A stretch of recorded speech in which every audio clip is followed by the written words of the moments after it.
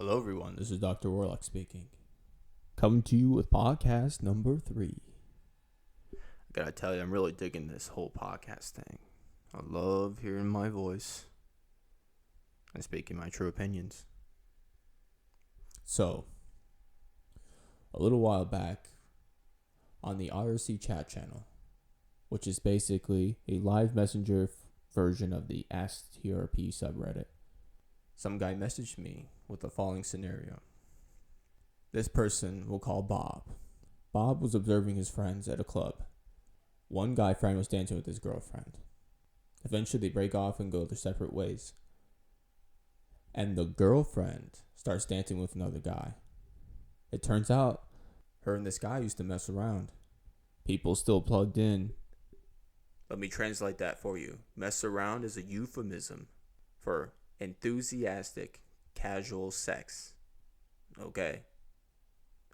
Moving on. Eventually the girl breaks off dancing with the guy, kisses him on the cheek, then leaves. Bob's question, or two questions were, why would she do that? And secondly, how come the guy didn't do anything about it? And this leads to story time. Before I took the red pill, I've got 3 stories to tell you how I transgressed and followed the following rule. Always act like a girl has touched you before. Always. Okay. Transgression. Back in high school, these girls in my social circle introduced a new girl from out of town. We'll call her Jessica. She was cute. Very, very nice ass. Well, the next day, right after school, I see her walking away. So, I decided to jog up to her from behind. In the last few strides, I slowed down, passed her, looked at her, looked back forward, like didn't notice her. Then I did a quick glance back and say, "Oh, aren't you that new girl from yesterday?" "Yeah." Anyways, get the number, done. The next day we get to talking. And here's where the lesson comes in. She talks to me and she asks, I'm just going to be forward. Have you had sex before? And I said, nah, still a virgin. Then she kind of giggles. Okay, people, let me tell you what I just did wrong. I literally just admitted that no girl has ever touched me before. Women and people don't ask these kind of questions just out of interest or superficial conversation. There's a motive. This is womanese for, do you have a girl in your life that's willing to have sex with you? So anytime a girl asks if you have a girlfriend, she's really asking, is there a girl in your life that is willing to have sex with you on a regular basis? Gentlemen, the answer is always no about virginity and yes about the girlfriend. Are you a virgin? Nah, man. Do you have a girlfriend? Yeah. That's it.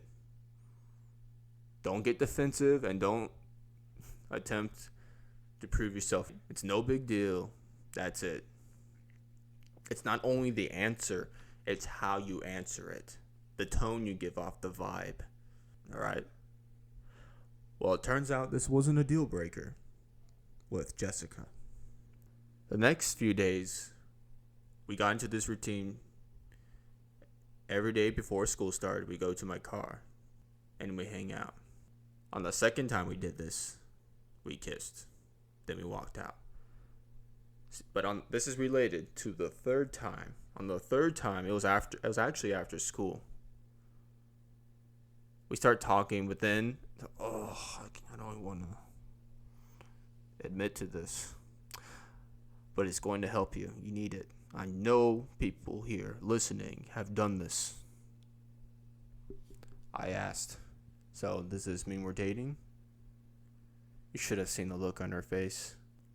She said, and I quote, I knew this was going to happen. Translation. I knew you were beta. Okay? Gentlemen, this is a sign of scarcity mentality. Never ask a girl for a relationship. That's her job. She has the sex, the vagina, and you have the commitment.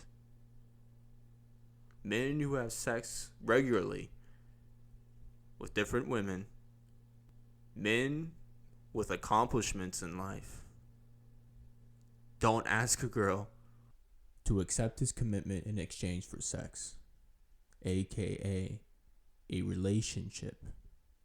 His time is more valuable than that. By giving up your commitment over something as trivial as a kiss, you are implicitly saying you don't have better things to do. If you don't have better things to do, you probably don't have value to offer to others. What kind of benefit would a woman or anyone derive from association with you if you're just willing to give up your time, energy, and money over something trivial? Remember Briefault's law, where the female can derive no benefit from association with the male. No such association takes place. This is how women communicate. They dig deep into the underlying emotional undertones of your statements. It's not so much what you say, it's what you say implies. Not only did I directly admit that a woman hasn't touched me before, I implied that I had low value to offer. Always act like a woman has touched you before, that you have value. Better yet, actually have other shit to do, so that this vibe naturally comes off of you. Don't make it just an act. But the lesson here is, if you're not already there, an act will suffice. Alright, story number 2. You've actually heard this one before. It was in How to Plate Your Ex Guide. Now, mind you, that wasn't just some armchair theory post. I actually did that. Word for word. Those were my actual thoughts during the process. Okay? And it worked. And in that post was the second date, the movie date. So the movie starts. I don't remember what movie it was. And throughout the movie, I could see her in my peripheral vision just looking at me, shifting uncomfortably. She would even accidentally bump her foot into me and go, "Oh, I'm sorry." Just kind of glance at her, whatever, go back to the movie. But eventually I glance at her and I say, I flirtatiously taunt her, like, "Who are you looking at?" And I poke her in the stomach. Well, no, trying to graze some boob while I'm at it. She kind of giggles. And I look back at the movie. I do something similar after, and the movie ends. And as I said in the post, I did some technique, then we go back to my house and bang. But the lesson here, listeners, it's not about what I did. It's what I didn't do. She was seeking validation by bumping into me and staring at me, but I didn't give it to her. Okay, a lot of guys would go with they seen in the mainstream media. They would try to hold her hand, go for the kiss, try to talk to her, or do the cliche yawn and put the arm over the shoulder. Okay, none of that shit. Okay, it's not about building comfort. Sex, arousal, is not a comfortable feeling. It's called sexual tension for a reason. Okay? By not giving in to these validation-seeking attempts, I am acting like this has happened to me before. A woman has touched me before.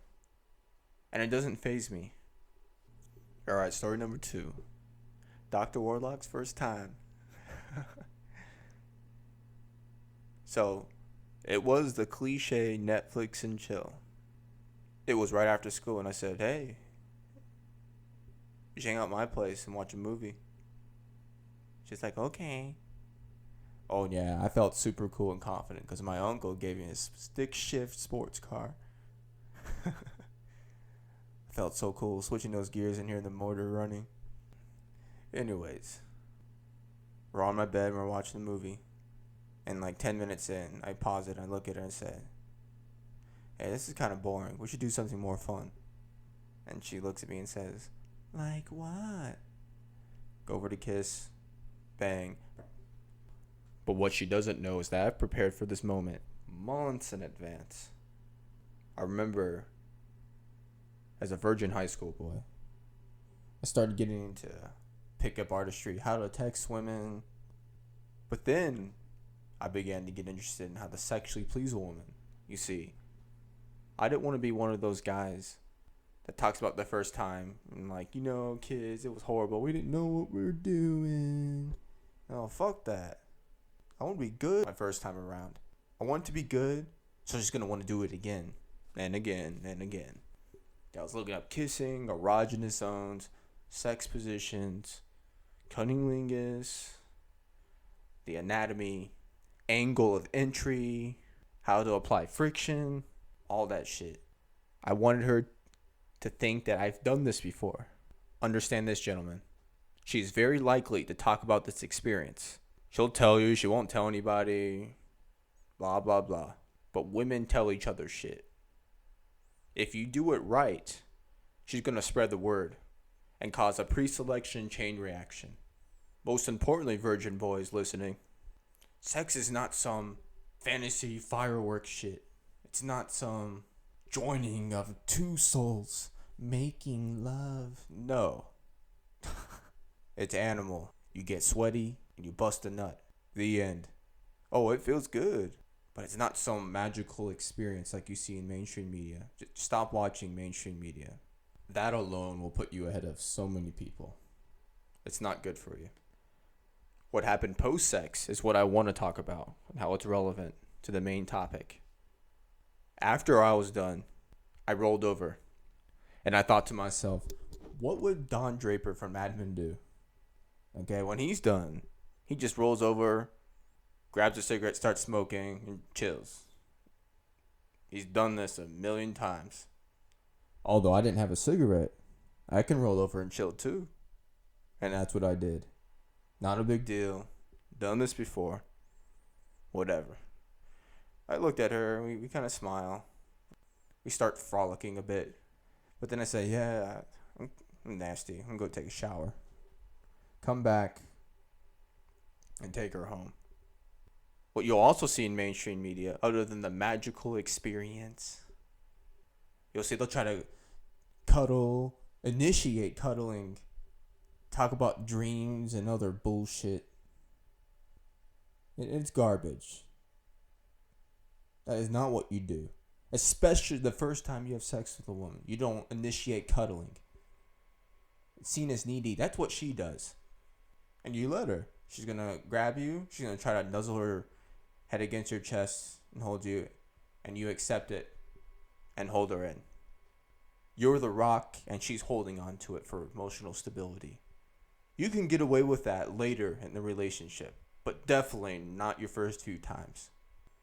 If you do initiate something, just start filling her up. But like it's pure sexual. It's not, oh, I love you.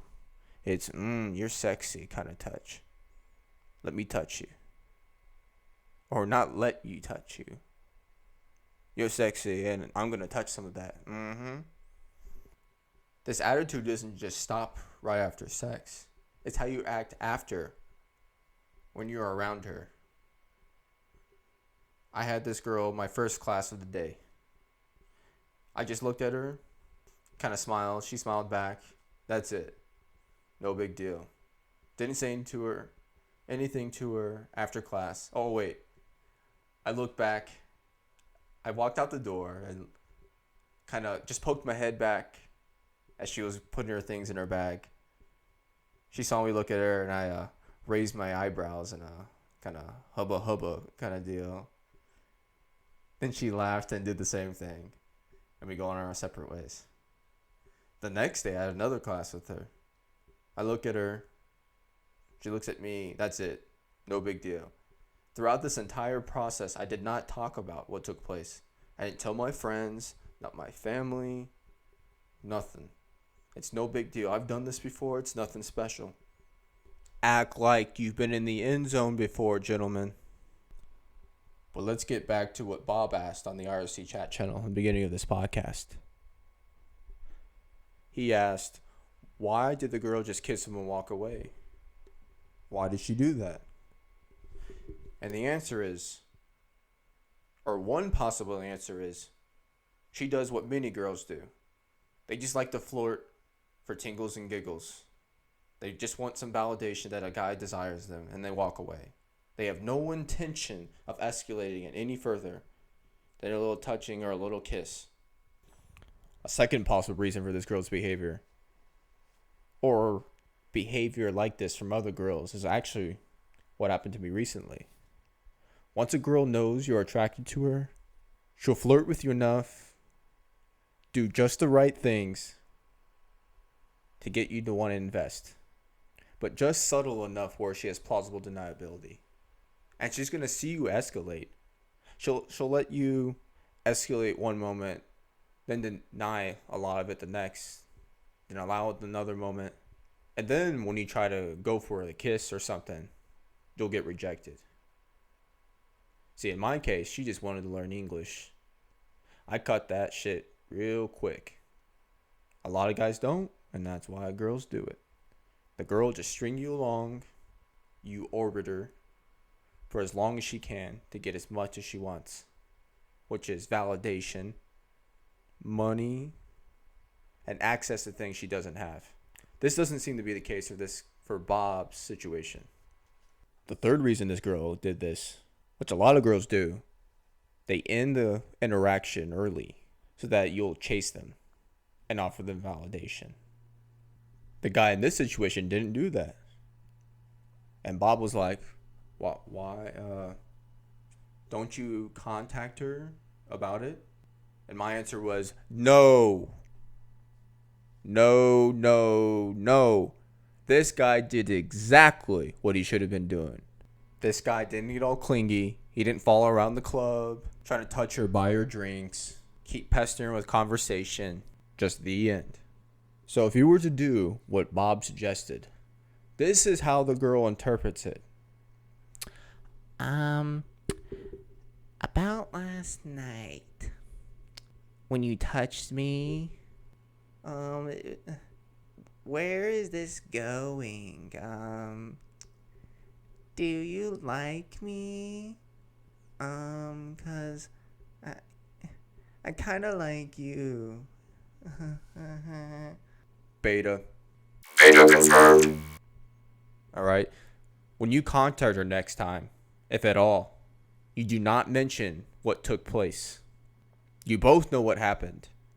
Any mention of it means you have an indirect ulterior motive, which usually means you're needy. That's not sexy. Act like a girl has touched you before. Okay? Don't fart and cum your pants like a beta. Ladies and gentlemen, if you could please direct your attention to the screen. Let me show you what it looks like if you do what Bob suggested. You're so funny.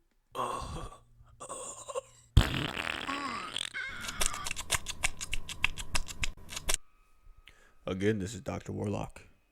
If you enjoyed this video / podcast, like it, share it, and subscribe to the channel. Also subscribe to my blog, redpilldoctor.com. Follow me on Twitter, trp.red, and the Red Pill subreddit. Stay tuned for next time on Dragon Ball Z.